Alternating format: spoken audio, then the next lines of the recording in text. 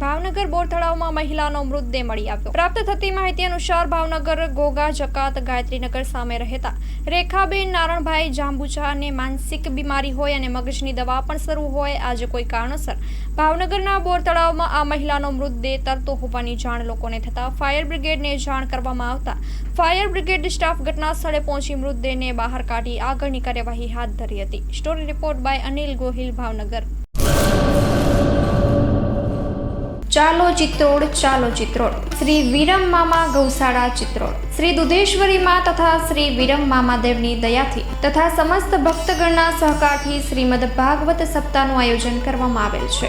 કથાનું રસપાન કરવા તથા માતાજી અને મામાદેવના મહાપ્રસાદનો લાભ લેવા ભાવભર્યું આમંત્રણ છે।